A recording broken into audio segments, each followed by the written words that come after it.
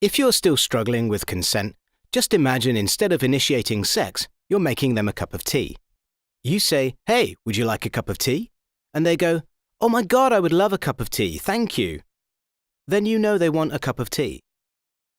If you say, "Hey, would you like a cup of tea?" And they're like, I'm not really sure. Then you can make them a cup of tea, or not, but be aware that they might not drink it. And if they don't drink it, then, and this is the important bit, don't make them drink it. Just because you made it doesn't mean you're entitled to watch them drink it. And if they say, "No thank you," then don't make them tea. At all. Just don't make them tea.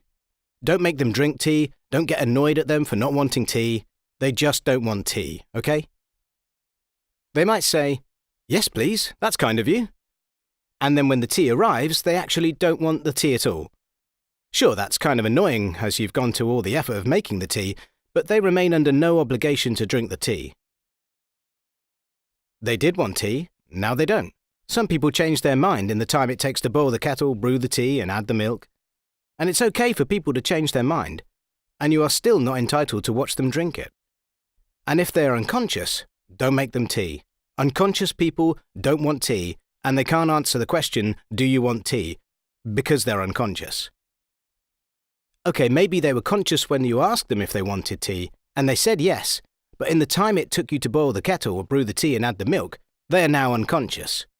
You should just put the tea down, make sure the unconscious person is safe, and this is the important part again, don't make them drink the tea.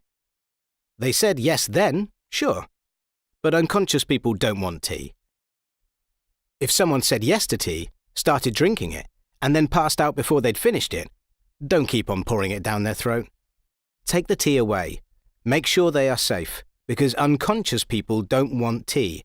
Trust me on this. If someone said yes to tea around your house last Saturday, that doesn't mean they want you to make them tea all the time.